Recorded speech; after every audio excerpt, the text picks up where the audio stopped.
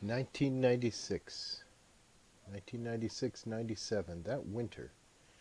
There were some freezes that winter in South Texas, and for some reason, the people down there just never got used to the idea that freeze kills grass.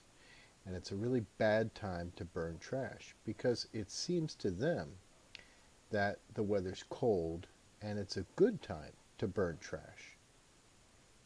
Well, anytime any fire outside, especially in the wildland areas of South Texas, you've got huge fields, you've got a lot of wildlife corridors, they call them, alongside irrigation canals, things like that. Anytime any fire gets connected to any of those, they can run at like a human walking speed. And the grass sometimes can get knee high, maybe a little bit higher even. And of course, there's holes that are hidden that you can step into.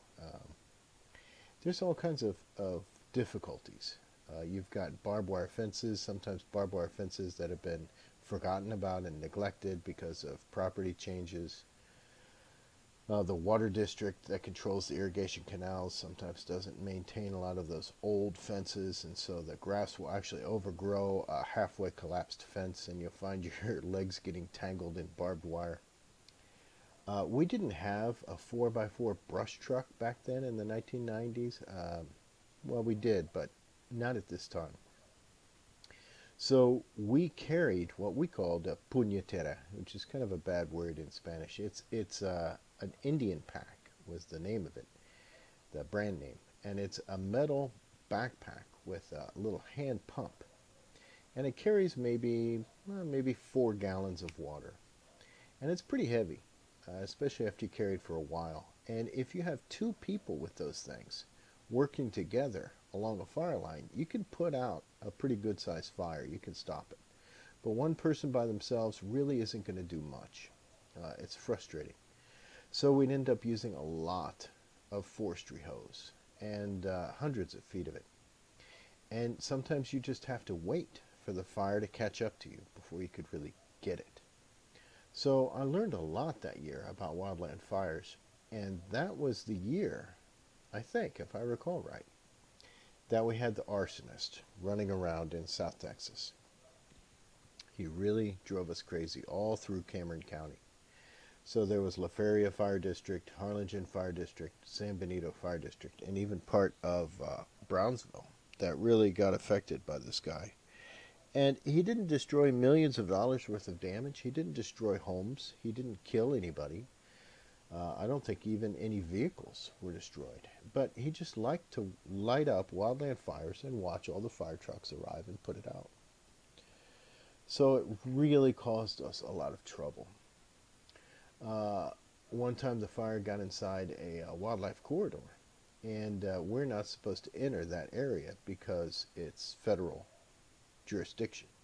So what we're supposed to do is to keep the fire from spreading to any property of value, and wait for the Hummers, these big 4x4 Hummer vehicles that had been outfitted with pumps and water tanks. Wait for the Hummers to arrive from Laguna Atascosa Wildlife Refuge. The federal firefighters would arrive and drive these things out there and put out the fire.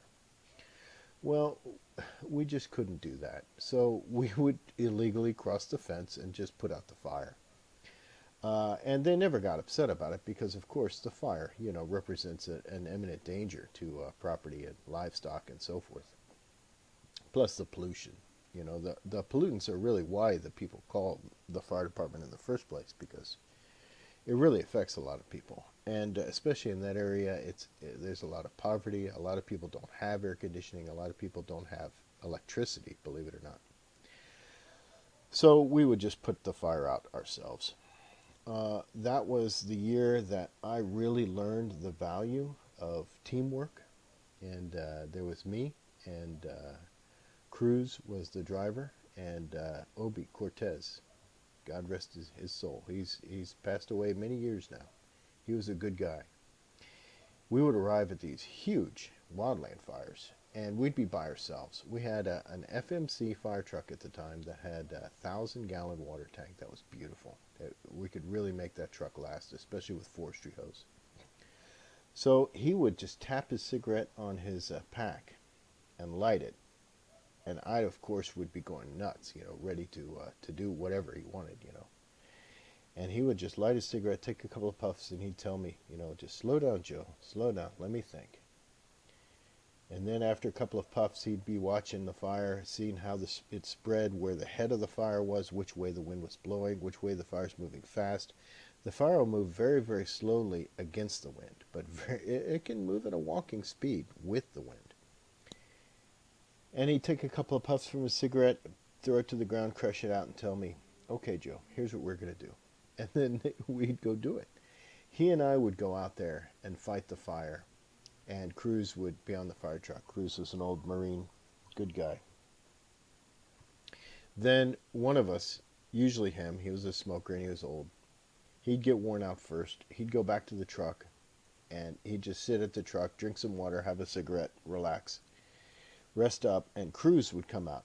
Cruz always brought a shovel, and he'd just almost stand over the fire, grab the shovel, and scrape it over into the burn side.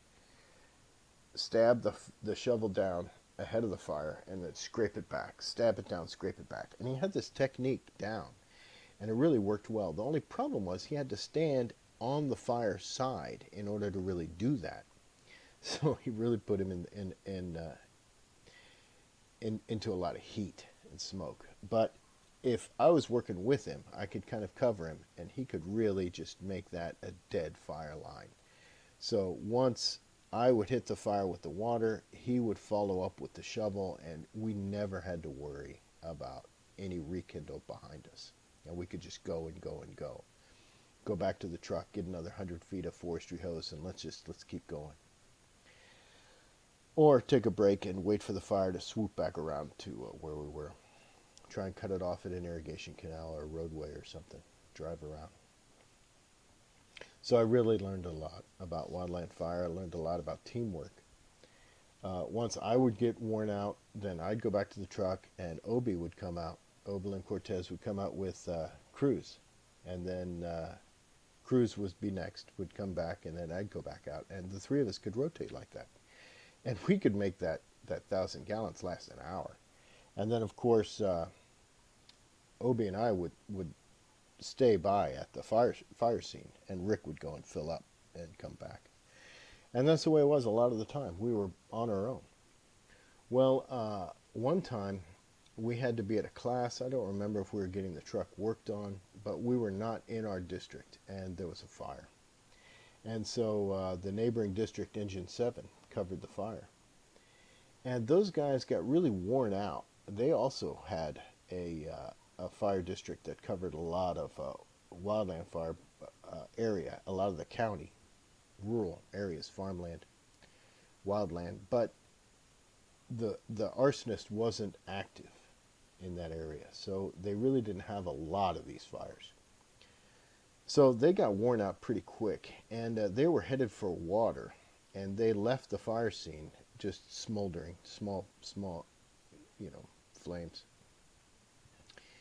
And they drove down to a hydrant. There was only a few hydrants in this area, and I still can picture exactly where the hydrant was that they chose. So they drove down this road, okay? And this road at the time had a lot of 18-wheeler traffic going up and down it from the International Bridge going up to the highway. And a lot of this 18-wheeler traffic carried really heavy stuff, like pallets of recycled clothing, caliche, things like that, rock, So this 18-wheeler was flying down this road 50, 60 miles an hour, and it sees a fire truck up ahead of him with the lights on and everything. The fire truck pulls to the right on the shoulder, and so the 18-wheeler doesn't slow down.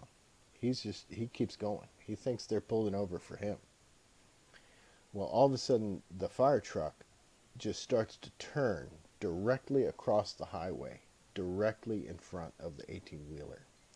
And the 18-wheeler doesn't even have time to hit the air horn or anything. He just starts to slam on the air brakes, starts to pump the air brakes, locks up the tires, and leaves giant skid marks that were visible for a year.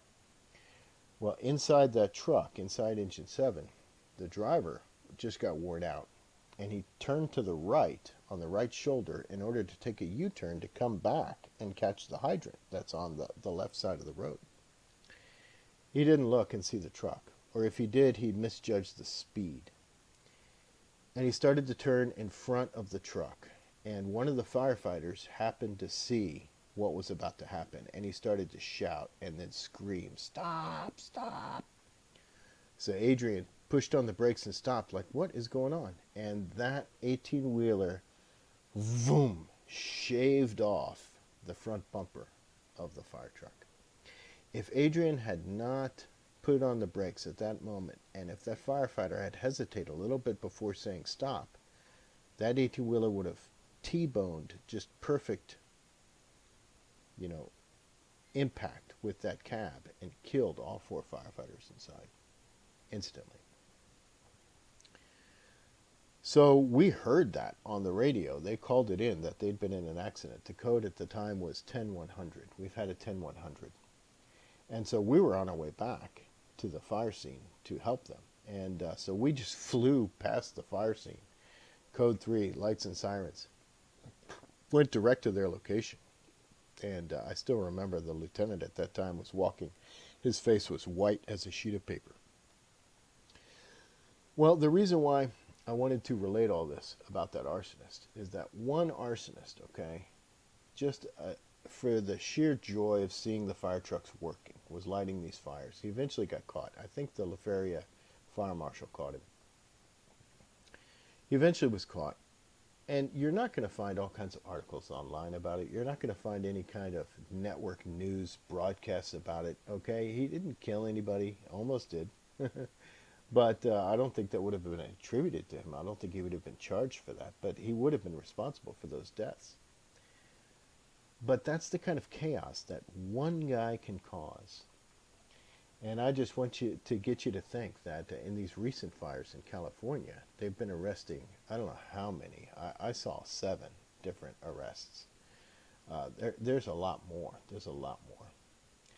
And the authorities are saying to the public that there's no arson suspected in these fires.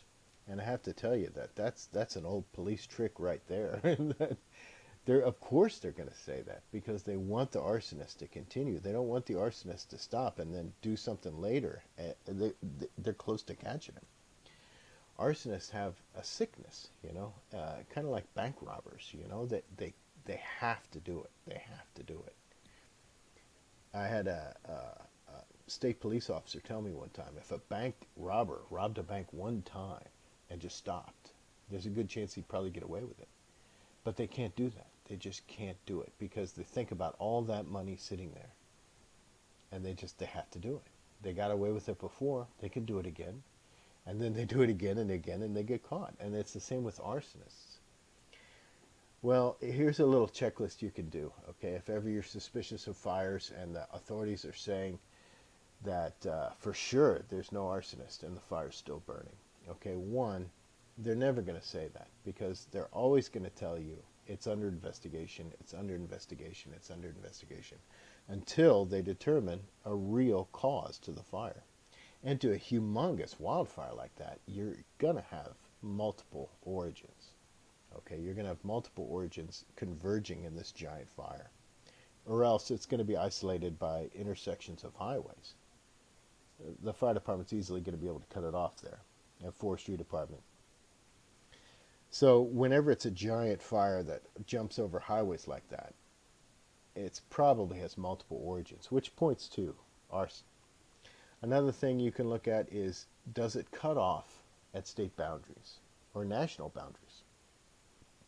Because Mother Nature doesn't care if she skips over the state line. She doesn't care if the Federal Department of Investigation or the Federal Bureau of Investigation or the ATF get involved in the investigation because suddenly it skipped over a state boundary and now it's a federal matter. So if the arsonist is corrupt or involved in local politics or something, they're not going to be protected by any local DA if the fire skips over a state boundary.